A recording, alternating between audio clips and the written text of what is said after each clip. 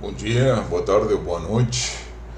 É, Nesta videoaula nós vamos ver os tipos de máquina de fluxo, como nós classificamos as máquinas de fluxo.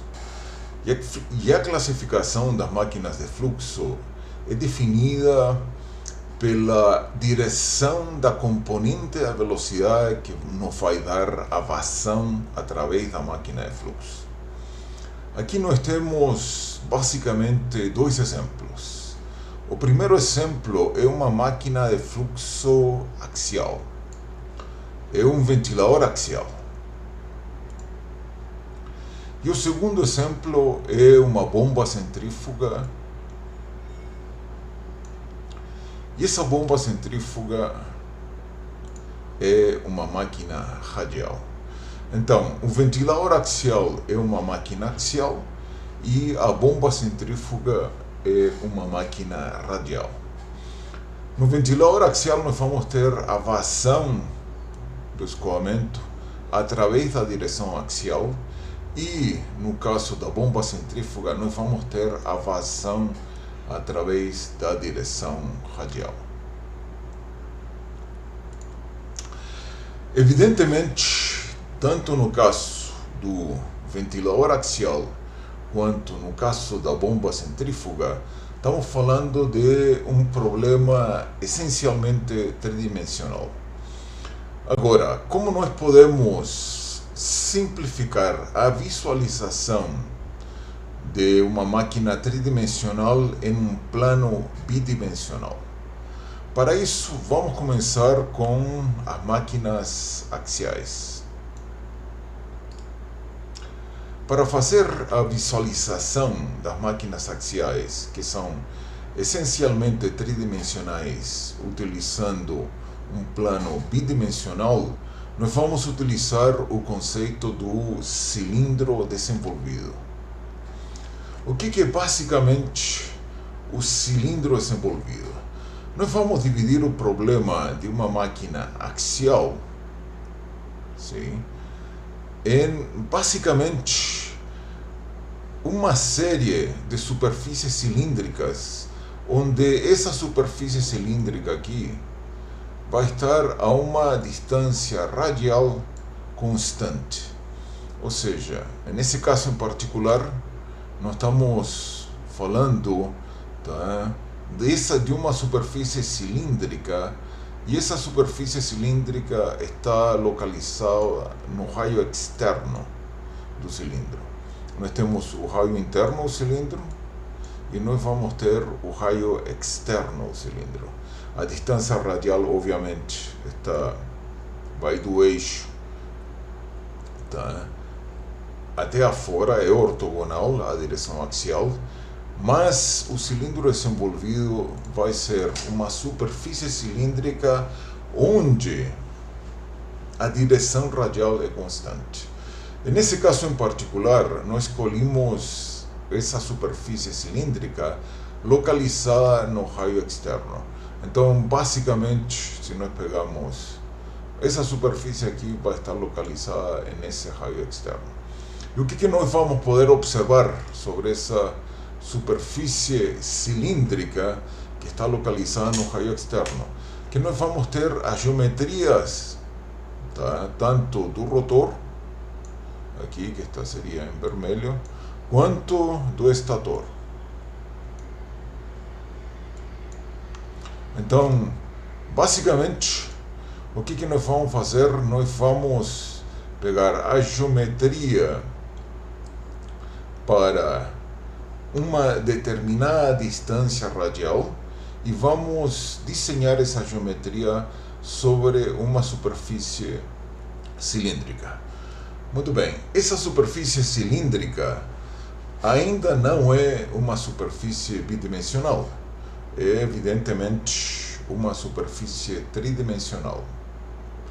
O que nós vamos fazer para analisar um problema evidentemente tridimensional utilizando um plano bidimensional? Nós vamos desenvolver esse cilindro, ou seja, nós vamos projetar essa superfície cilíndrica basicamente em um plano bidimensional. Ou seja, nós vamos estender, desenrolar, desenvolver essa superfície cilíndrica sobre um plano bidimensional. Quando nós fazemos isso aí, tá, nós passamos de um problema essencialmente tridimensional para um problema essencialmente bidimensional, onde nós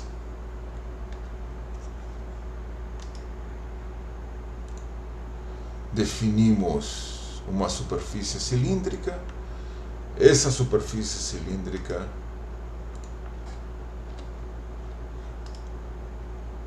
aqui vai ser desenrolada ou desenvolvida sobre um plano bidimensional. Evidentemente que se nós utilizamos o raio externo para desenvolver o cilindro, a geometria que nós vamos ter vai ser diferente que no raio interno ou no raio médio. Então, dessa forma, nós preservamos a tridimensionalidade do problema. Por quê? Porque na ponta da pá do rotor ou no raio externo, a geometria vai ser diferente que no raio médio ou no raio interno.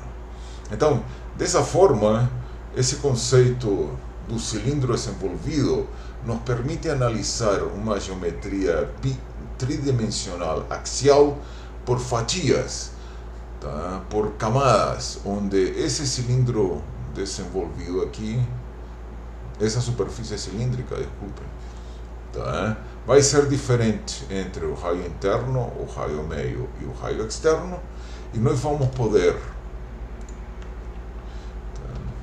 analisar em forma bidimensional, que já seria aqui quando nós temos o cilindro desenvolvido, sim, tá?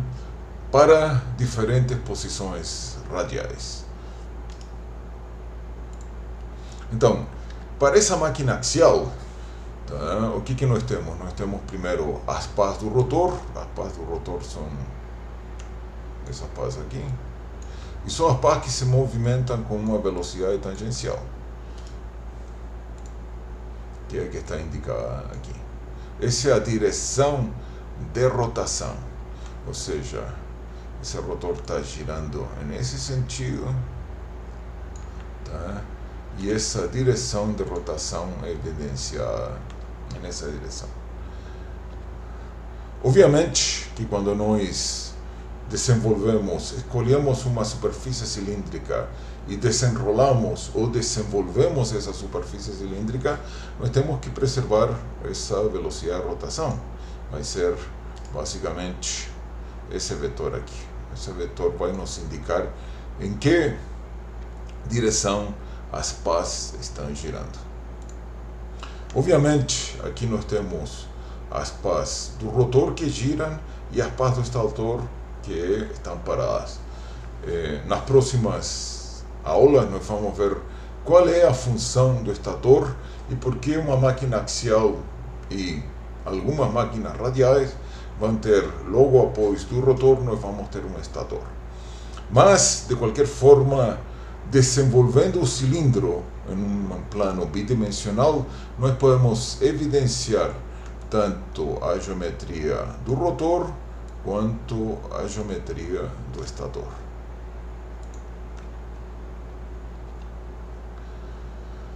Muito bem, então, para máquinas axiais, onde nós temos que a direção da que vai nos dar, a direção da velocidade que vai nos dar a vazão é na direção axial, a metodologia que nós temos para analisar essa máquina é o cilindro desenvolvido. Isso nos permite evidenciar a geometria tanto do rotor quanto do estator, assim como a velocidade, em um plano bidimensional. Obviamente que esses planos vão mudar na medida, tá, que a gente escolha o raio interno, o raio médio ou o raio externo, ou qualquer um dos raios em qualquer posição intermediária entre o raio interno e o raio externo. O que acontece nas máquinas radiais? Nas máquinas radiais, como seria o exemplo da bomba centrífuga, aqui nós temos o rotor da bomba centrífuga. Tá? Esse aqui é o caso onde, tá, o rotor não está exposto. Observem que essa parte do rotor, essa ponta do rotor corresponde a essa ponta aqui. Aqui teríamos um rotor onde temos, tá, um rotor não exposto, onde temos uma tampa na parte de cima, e aqui nós temos um rotor exposto. Então, tanto para as máquinas axiais quanto para as máquinas radiais, a gente quer poder fazer uma análise em um plano bidimensional. Obviamente, aqui nós temos, para o caso de uma máquina radial, tá, uma máquina que é tridimensional e é complexa. Tá? Nós temos o rotor, nós temos a voluta na máquina, tá? E nós queremos evidenciar a geometria da máquina. E a melhor forma de se fazer para evidenciar essa geometria da máquina, no caso das máquinas radiais, é um corte transversal. Ou seja, um corte transversal seria esse desenho que está aqui. Observem que a saída aqui corresponde a essa região aqui, a geometria da voluta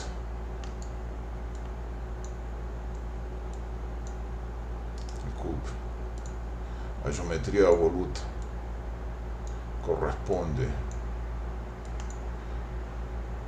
a essa parte aqui. Desculpe.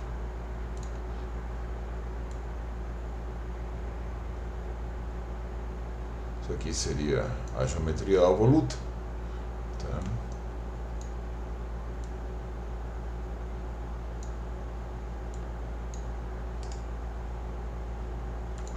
E, obviamente, a geometria das pás.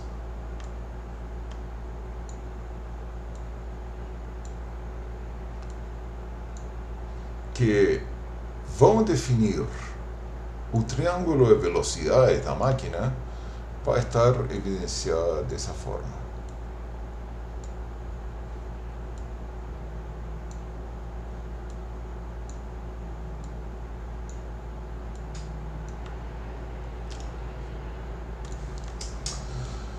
Então, para o caso de uma máquina radial, e nós vamos formalizar essa questão daqui a pouco, utilizando o conceito do triângulo de velocidades, mas basicamente, para eu ter vazão através desse rotor, eu preciso uma componente radial da velocidade. A velocidade tem que ter uma componente radial para que exista uma vazão através do rotor. Sim. Então, o corte transversal é um plano bidimensional que nos permite analisar uma máquina radial. Observem que o corte transversal ele vai ser ortogonal ao eixo de rotação. O eixo de rotação está aqui. E o corte transversal vai ser ortogonal a esse eixo de rotação. o eixo rotação está aqui. Então, esse corte transversal vai ser ortogonal ao eixo rotação. No caso de uma máquina axial,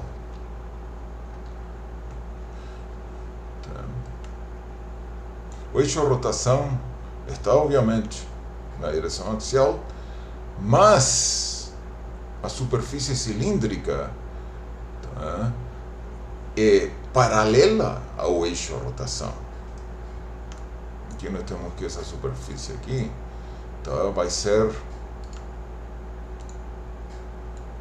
nós temos aqui a superfície e aqui nós vamos ter o eixo rotação. Então a superfície é paralela ao eixo rotação. Sim? Então a principal diferença entre as máquinas axiais e as máquinas radiais é que o elemento que a gente utiliza para fazer análises, no caso do cilindro desenvolvido ou no caso do corte transversal, sim, em um caso é paralelo, no caso da máquina axial, e no outro caso é ortogonal ao eixo de rotação. Então, basicamente, se nós colocamos os dois componentes, aqui nós temos o cilindro desenvolvido versus o corte transversal. Nós podemos analisar uma máquina de fluxo utilizando um plano bidimensional que evidencia, primeiro, a geometria das pás da máquina.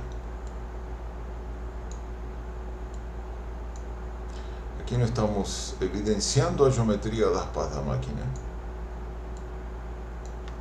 E segundo, a velocidade angular. Aqui nós temos que essa é a direção de rotação e aqui nós temos que essa é a direção de rotação. Observem que no cilindro desenvolvido o eixo está nessa direção. E que o eixo vai ser, no caso do corte transversal, vai estar na direção normal a dela. Então, basicamente, tanto o cilindro desenvolvido quanto o corte transversal são mecanismos, são metodologias gráficas que nos permitem analisar uma máquina de fluxo. E quando a gente fala em analisar uma máquina de fluxo, basicamente nos interessa entender, primeiro, como é o campo de velocidade dentro de uma máquina de fluxo, e segundo, como é o campo de pressão dentro de uma máquina de fluxo. O que acontece com a velocidade e o que acontece com a pressão quando o fluido passa através de uma máquina de fluxo.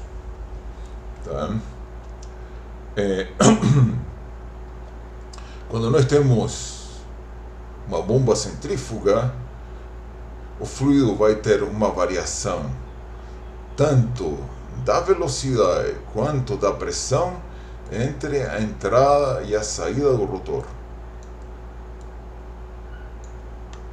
Por quê? Porque o rotor realizou trabalho sobre o fluido. E como o rotor realizou trabalho sobre o fluido, transferiu energia para o fluido.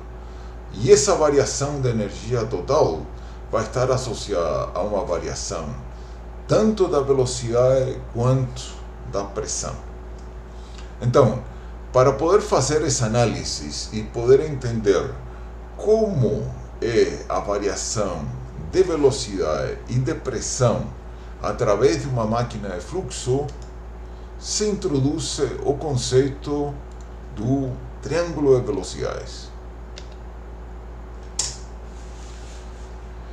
O que é o triângulo de velocidades? O triângulo de velocidades em máquinas de fluxo é a ferramenta que vai nos permitir entender como é o campo de velocidades dentro de uma máquina de fluxo. O triângulo de velocidade aparece porque nós temos um problema de uma máquina de fluxo, onde nós temos um rotor que realiza trabalho sobre o fluido, ou ao contrário, um rotor onde o fluido realiza trabalho sobre o rotor. Tá? Basicamente, nós temos dois sistemas de referência.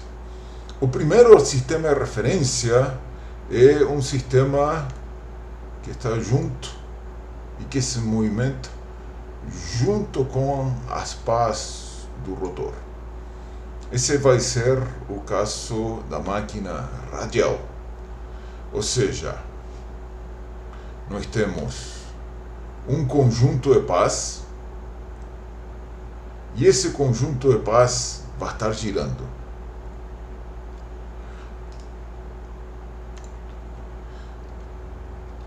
O que vai acontecer em uma máquina radial como uma bomba centrífuga? Nós vamos ter um rotor que vai estar girando e nós vamos ter uma carcaça que vai estar fixa. A voluta vai ser uma carcaça que vai estar fixa. O rotor gira através com seu eixo de rotação. Esse rotor vai estar girando e nós vamos ter uma carcaça, essa carcaça aqui, que vai estar fixa. Então, basicamente, nós temos dois sistemas de referência. Temos um observador que está solidário à carcaça, tá? E um observador que se movimenta junto com o rotor. O observador que é solidário à carcaça é um observador inercial, tá? Porque ele está parado. E o observador que se movimenta com o rotor é um observador não inercial. E é um observador não inercial porque ele está girando junto com o rotor. Sim. Então, o observador que está girando junto com o rotor, o que ele vai reportar? Vai reportar a velocidade W. O que é a velocidade W? A velocidade W é a velocidade do fluido relativa ao rotor. Se o observador está girando junto com o rotor, o que ele pode reportar? Ele pode reportar a velocidade do fluido relativa ao rotor.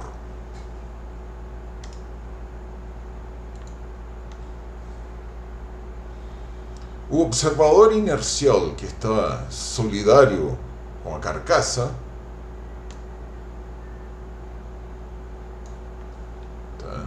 o que ele pode reportar? Ele pode reportar duas velocidades. A primeira delas é a velocidade U, que é a velocidade do rotor relativa à carcaça. Tá? O observador que está junto com a carcaça pode reportar a velocidade, observa a velocidade do rotor relativa à carcaça. A segunda velocidade que ele pode observar é a velocidade do fluido relativo à carcaça.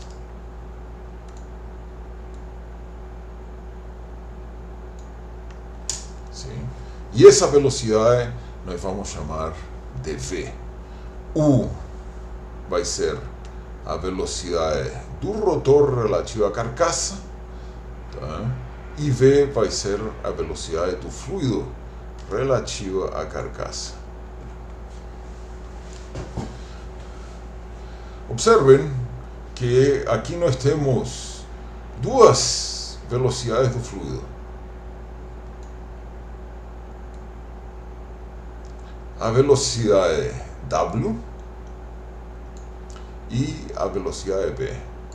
Qual é a diferença entre essas duas velocidades? É basicamente o observador. Onde está localizado o observador? No caso de W,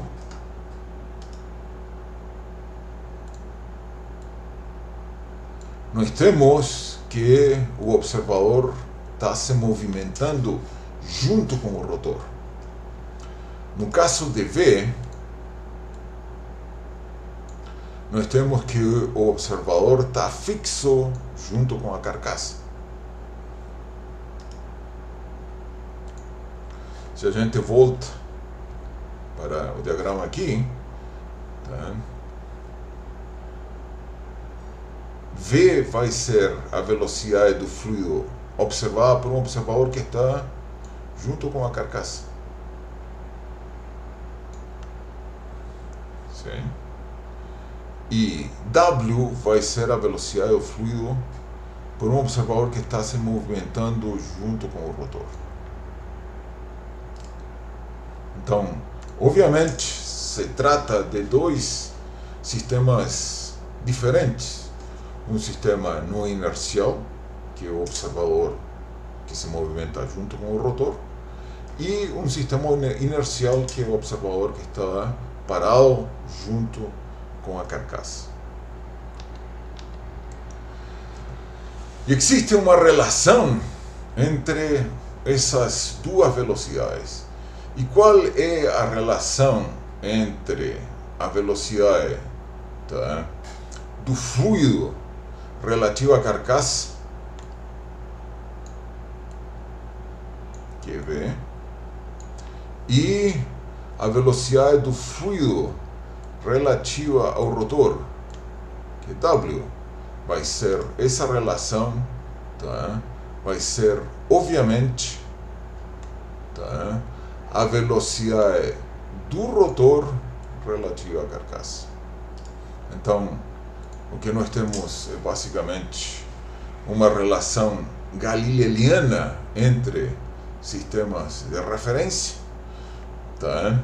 Isso aqui seria o caso análogo, tá, a um trem que está passando por uma estação e nós temos um passageiro que está se movimentando dentro do trem. O passageiro que se movimenta dentro do trem, está caminhando ao longo do trem, tá, vai ser basicamente o fluido. Então, para um observador que está dentro do trem, tá, que seria, por exemplo, um cobrador que está dentro do trem, ele vê o passageiro caminhando. Tá? E para alguém que está parado na estação, ele obviamente vai ver o passageiro também caminhando, tá? Mas também, sim, vai ter a componente da velocidade do trem relativa à estação. Tá? Então, em forma exatamente análoga, nós vamos ter o triângulo de velocidades dentro de uma máquina de fluxo. Ou seja, a velocidade V, que é a velocidade do fluido relativo à carcaça, vai ser igual a quê?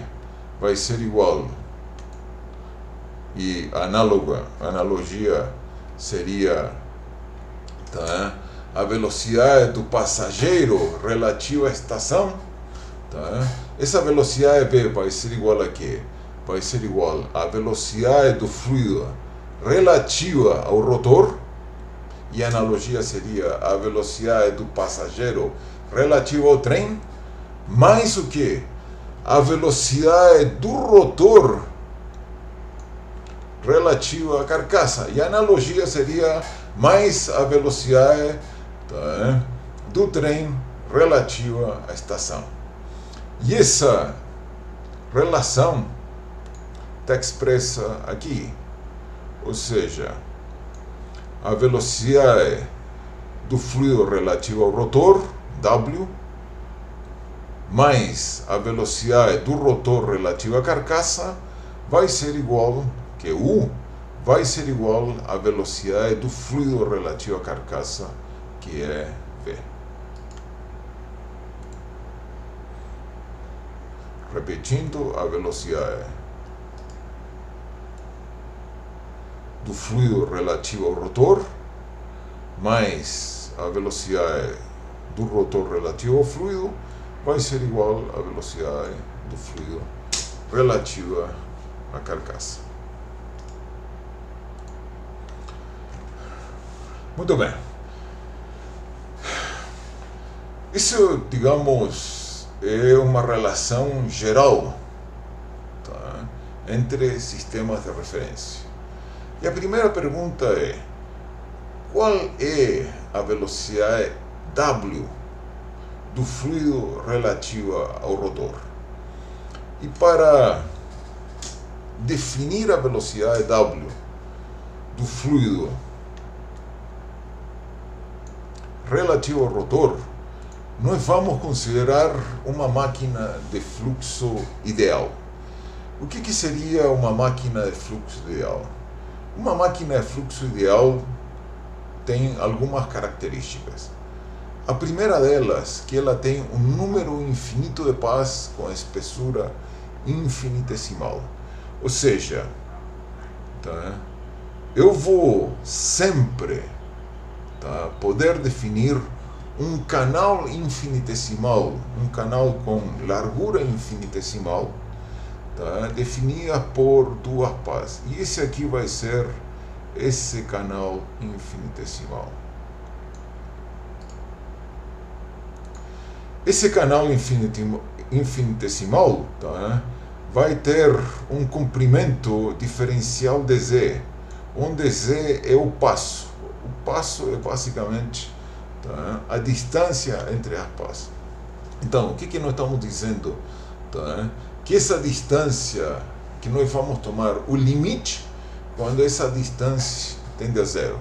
Tomar o limite dessa distância tender a zero significa que nós podemos fazer essa distância tão pequena quanto a gente quiser.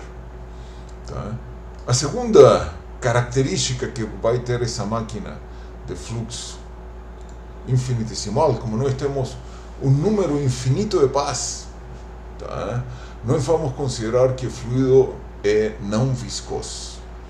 Por que nós temos que considerar que o fluido é não viscoso? Porque se a gente considerar o fluido viscoso, o atrito associado a um número infinito de pás, tá, faria com que o torque necessário para girar o rotor fosse infinito. Tá?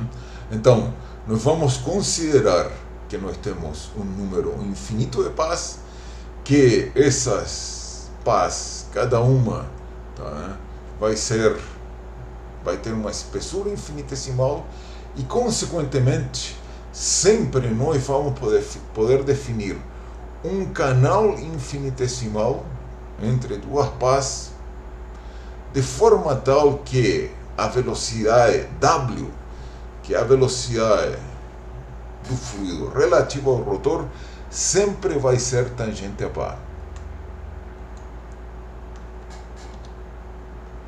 Ou seja,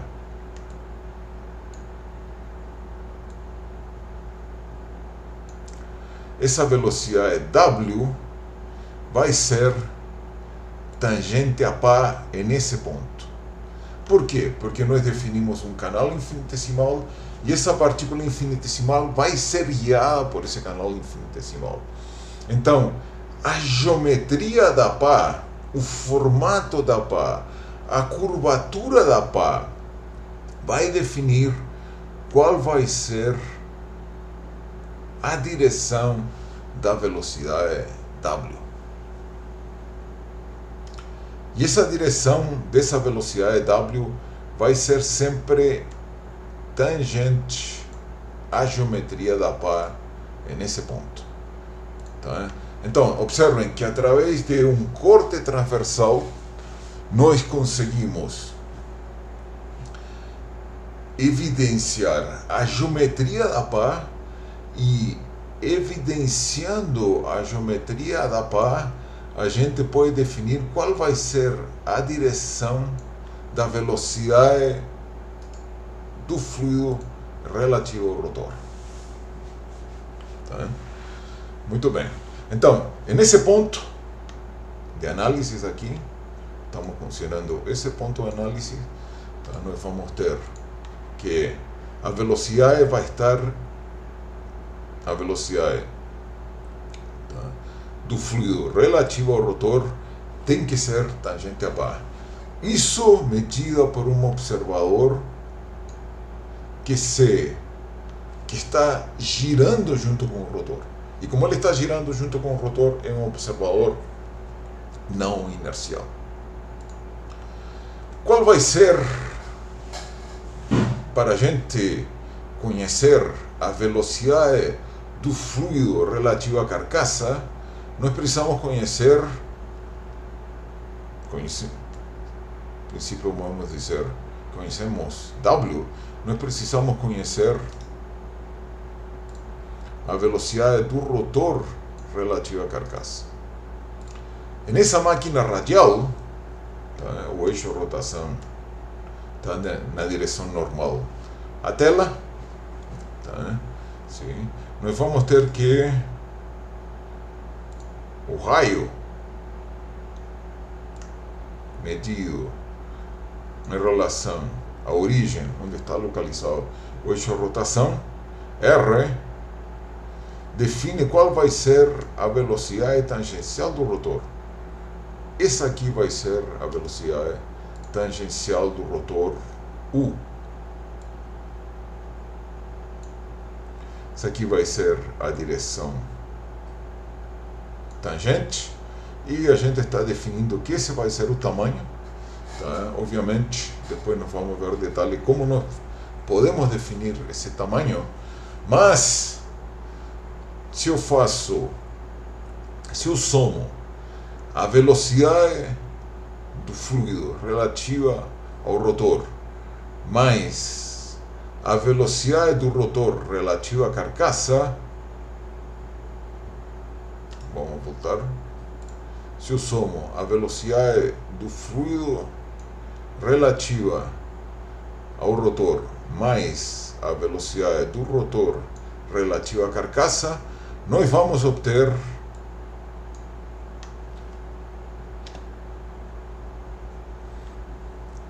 a velocidade do fluido relativa à carcaça. Ou seja, U mais W vai nos dar V.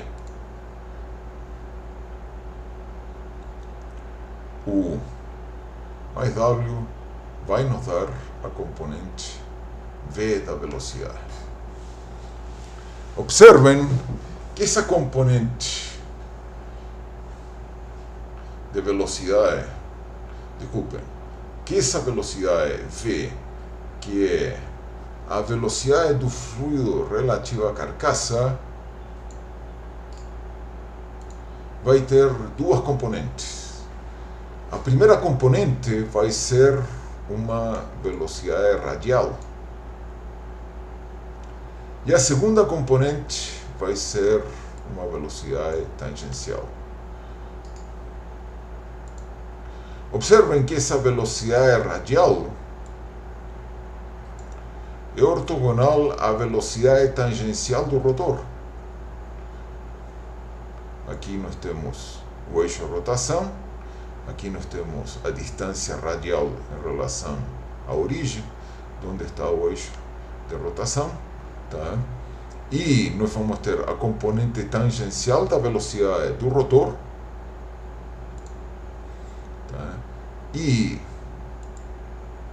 essa velocidade V, a velocidade do fluido relativa à carcaça, pode ser decomposta em uma componente radial, que é ortogonal à velocidade tangencial do rotor, e uma componente tangencial, que a gente vai chamar de VT, que é tangente e está na mesma direção à velocidade tangencial do rotor.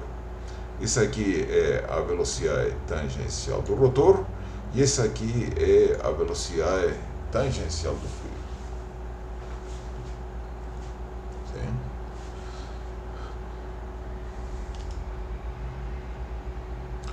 Então, se nós somamos a velocidade do fluido relativo à carcaça com a velocidade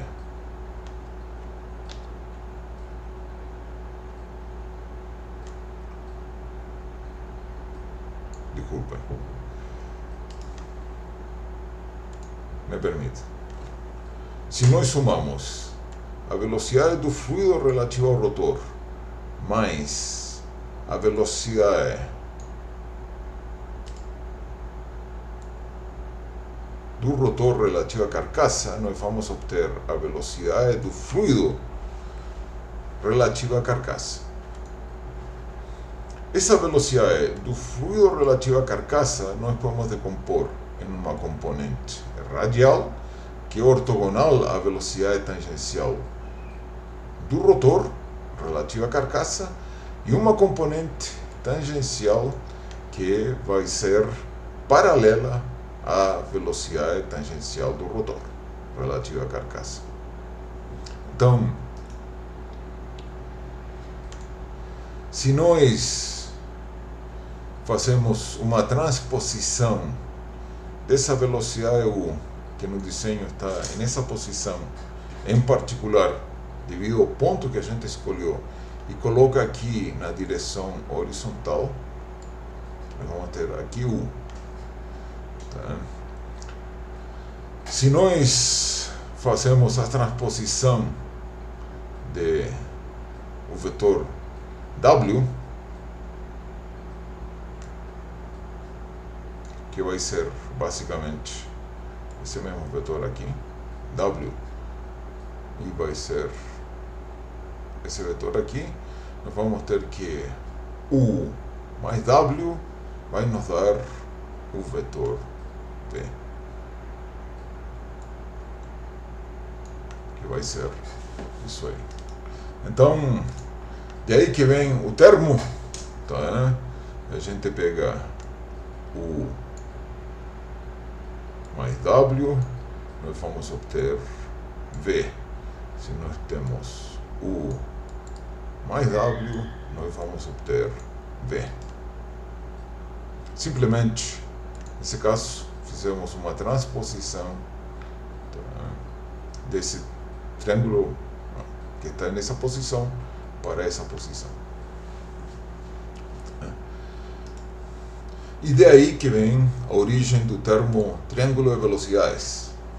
O triângulo de velocidade vai ser basicamente o triângulo definido pela velocidade do fluido relativa ao rotor mais a velocidade do rotor relativa à carcaça, que vai resultar na velocidade do fluido relativo à carcaça. Observem que essa velocidade do fluido relativo à carcaça vai ter duas componentes. Uma componente radial, que vai nos dar vazão,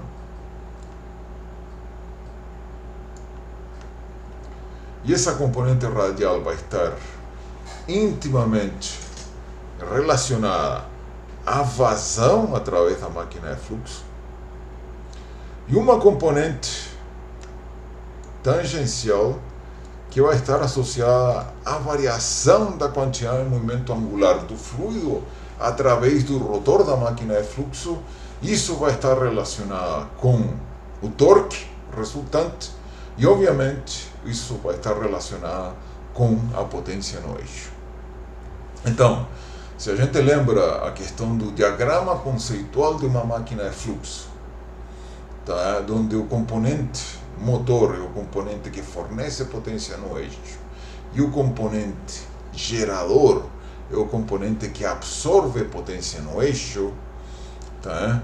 Essa potência no eixo que liga o componente motor e o componente gerador em máquinas de fluxo vai estar associado a um torque resultante E esse torque resultante vai estar associado a uma variação da componente tangencial da velocidade do fluido. Tá? Então, o triângulo de velocidades é fundamental, é um conceito fundamental na análise de uma máquina de fluxo, porque através do triângulo de velocidades nós vamos ter basicamente uma relação entre a velocidade tangencial do rotor, a velocidade do fluido relativo ao rotor, que obviamente vai nos permitir obter a velocidade do fluido, tá, relativo à carcaça, e essa velocidade do fluido relativo à carcaça vai ter duas componentes. Vai ter uma componente radial, que vai estar associada à vazão através do rotor, e uma componente tangencial, que vai estar associada à variação da quantidade de movimento angular do fluido quando ele passa pelo rotor, e consequentemente vai estar associado ao torque resultante, que está atuando sobre o fluido quando ele está passando pelo rotor. Tá? Então,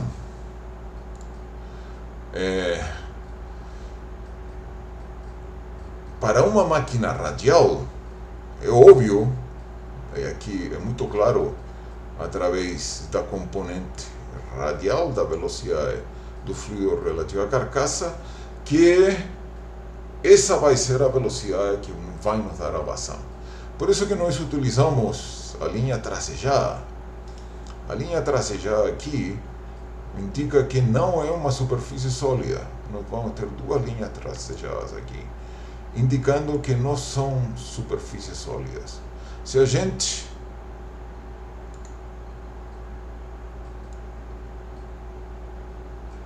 considerar essa linha tracejada e volta, tá? Sim? Essa linha tracejada vai corresponder a essa linha e vai corresponder a essa linha. O que significa? Que através dessa linha nós vamos ter vazão.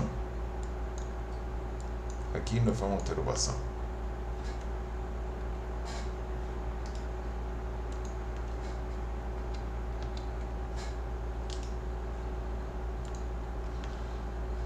E além de vazão, nós vamos ter uma componente tangencial de velocidade. Essa componente tangencial de velocidade vai estar nessa direção. Vai estar nessa direção.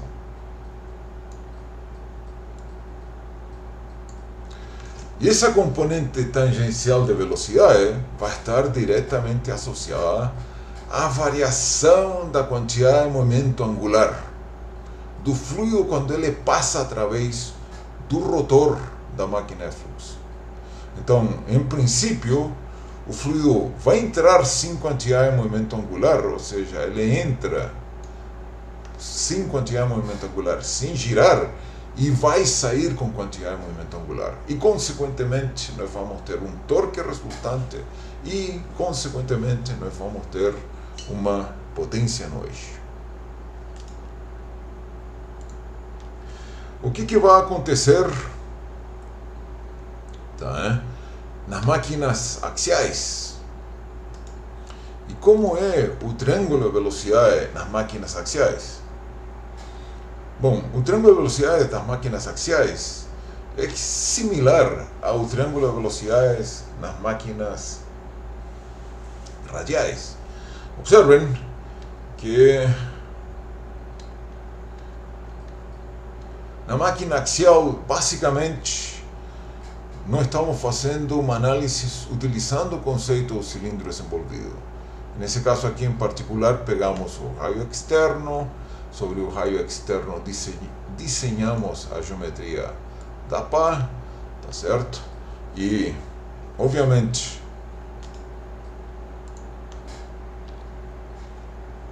essa geometria dessa superfície cilíndrica vai ser evidenciada, tá, em um plano bidimensional. E o que estamos fazendo em uma máquina axial é isso aí. Ou seja, estamos evidenciando a geometria das pás. Isso aqui é a geometria das pás do rotor. Quando a gente evidencia essa geometria das pás e coloca ela em um plano bidimensional, nós vamos ter este tipo, tá, de desenho. Novamente, o triângulo de velocidades vai ser a consequência de que nós temos um problema com dois referenciais.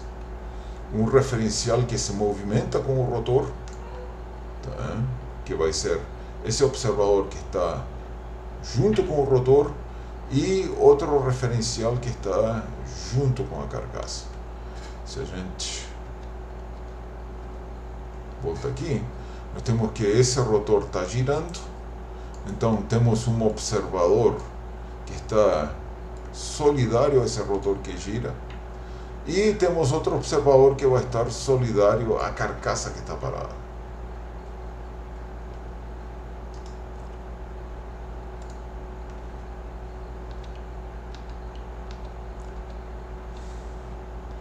Então,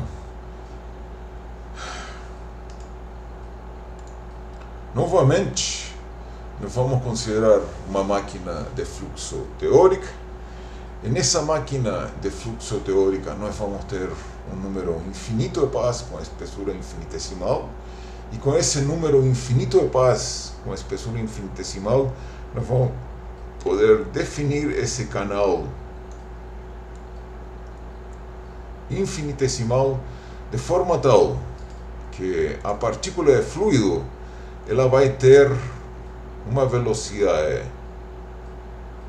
W, ou seja, uma velocidade observada por um observador que se desloca, que gira junto com o rotor dessa máquina axial, que vai ser tangente a pá. Então aqui nós observamos essa tangência da velocidade. A velocidade vai estar nessa direção e vai ser tangente a pá. Além do mais, nós vamos ter, tá, além da velocidade do fluido relativa ao rotor W, nós vamos ter a velocidade U, que vai ser a velocidade do rotor relativa à carcaça. E nesse caso em particular vai ser essa velocidade aqui. Isso aqui vai ser U. Se a gente volta para o caso tridimensional, vai ser essa velocidade aqui. Isso aqui é U. Que é essa velocidade, nessa direção. Essa é a velocidade do rotor relativa à carcaça. Então, isso aqui vai ser a velocidade U.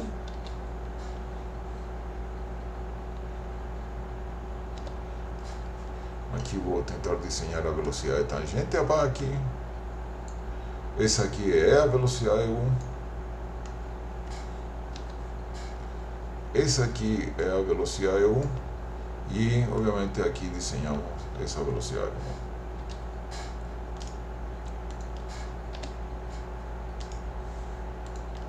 Então, que vai ser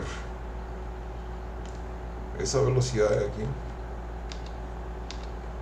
e que corresponde a essa velocidade.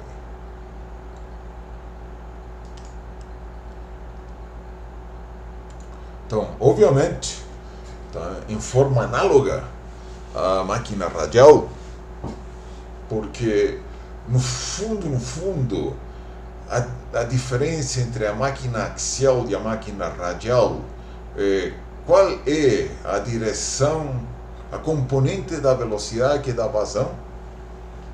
Tá? O resto é exatamente análogo. Nós vamos ter que a velocidade V, que é a velocidade do fluido relativa à carcaça, vai ser igual à velocidade do fluido relativa ao rotor, mais a velocidade do rotor relativa à carcaça. Tá? Então, se aqui nós temos que W é a velocidade do fluido relativa à carcaça, se a essa velocidade nós somamos a velocidade, desculpem, falei errado, se aqui nós temos W, que é a velocidade do fluido relativo ao rotor, e somamos a velocidade do rotor relativo à carcaça, nós vamos obter V, que é a velocidade do fluido relativo à carcaça. Então, em forma análoga, nós temos um observador que gira junto com o rotor e que reporta a velocidade W, e temos outro observador que está solidário à carcaça e que reporta as velocidades U e V. Por quê? Porque tanto U e V são velocidades relativas à carcaça. Tá? Só que a velocidade U é a velocidade do rotor e a velocidade V é a velocidade do fluido, só que ambas são relativas à carcaça. Sim? Tá? Então, nós vamos ter que a velocidade do fluido relativa ao rotor mais a velocidade do rotor relativa ao fluido vai nos dar a velocidade do rotor relativa à carcaça vai nos dar a velocidade do fluido relativa à carcaça. Se nós pegamos a velocidade U aqui, transportamos no fundo vamos transportar U, já colocamos aqui, pegamos W, que vai ser isso aqui vamos ter W, e vamos ter que U mais W vai ser igual a V, que nesse caso vai ser essa componente de velocidade.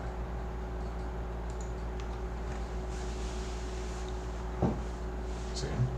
E, obviamente, de forma análoga ao caso da máquina radial, vai aparecer o triângulo de velocidades.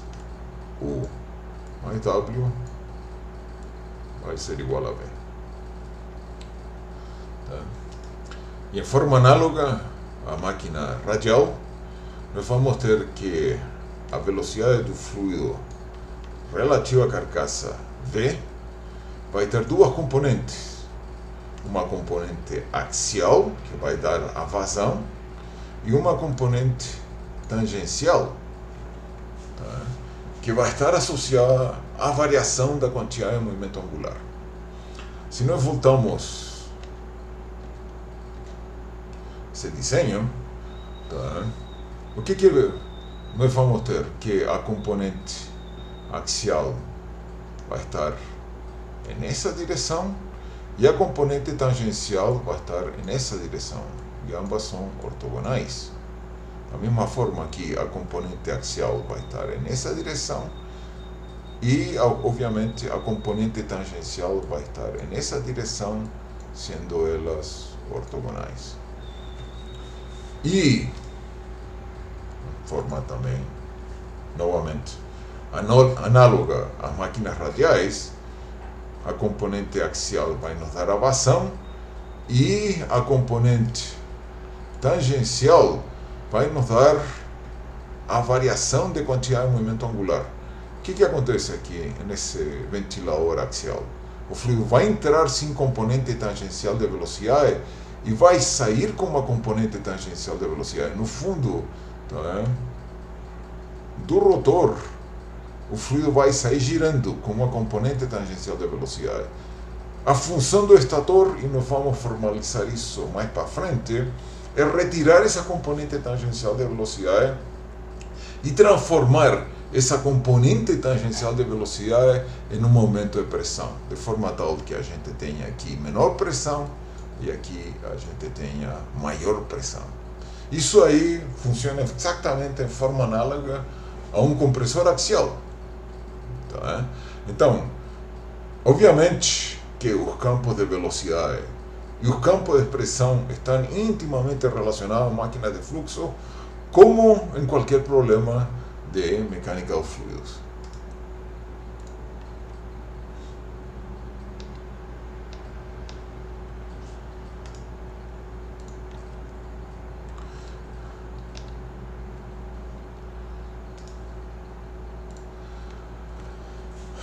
Então, para finalizar, é muito importante entender que o triângulo de velocidades é um elemento de análise fundamental nas máquinas de fluxo, e esse triângulo de velocidades aparece porque em qualquer máquina de fluxo nós vamos ter dois referenciais. Um referencial que está girando junto com o rotor,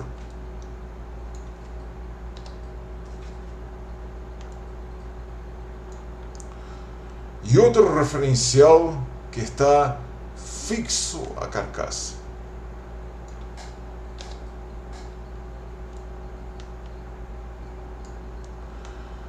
Observem que W e V são a velocidade do fluido, só que a diferença é qual é o observador que está relatando W e qual é o observador que está relatando V.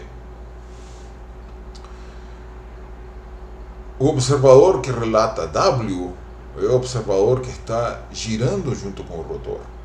O observador que relata V é o observador que está solidário à carcaça. E, como nós já comentamos, tá? Se a máquina é radial ou se é axial, vai ser a mesma coisa. Nós vamos ter um rotor que gira e uma carcaça que está fixa.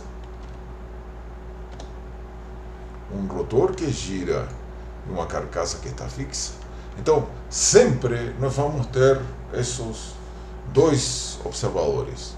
O observador que está girando junto com o rotor, obviamente, é um observador não inercial, porque está submetido a uma aceleração, e essa aceleração vai ser uma aceleração centrípeta que precisa para estar girando junto com o rotor. Tá? E o observador que está solidário com a carcaça vai ser um observador inercial, porque não está sujeito a nenhuma aceleração. Mas, se vocês comparam o triângulo de velocidade para uma máquina axial ou o triângulo de velocidades para uma máquina radial, eles são análogos. Tá? E, obviamente, nós vamos ter dois ângulos que são muito importantes nesse triângulo de velocidades. São o ângulo alfa, e esse ângulo é o ângulo formal entre a direção de U e a direção de V, e o ângulo beta. E esse ângulo é formal entre a direção de U e a direção de W. E observem que esse ângulo beta e esse ângulo alfa vão estar diretamente associados a qual é a geometria da barra. Ou seja, a relação entre essas velocidades. E, obviamente, quanta vazão vai existir e quanta variação de quantidade de movimento angular vai ter, vai estar associado tanto ao ângulo alfa quanto ao ângulo beta, e esses ângulos, tá, vão ser ditados pela geometria da pá. Se a pá tem essa geometria, é diferente se a pá tem essa geometria. Por quê? Porque os ângulos alfa e beta vão ser diferentes. Em uma máquina axial também, nós vamos ter esses ângulos, o ângulo alfa definido entre a direção de U e a direção de B, e o ângulo beta definido entre a direção de U e a direção de W. E novamente, tá, a geometria da pá que vai definir esses ângulos. Tá? Por quê? Porque essa geometria aqui é diferente dessa geometria aí.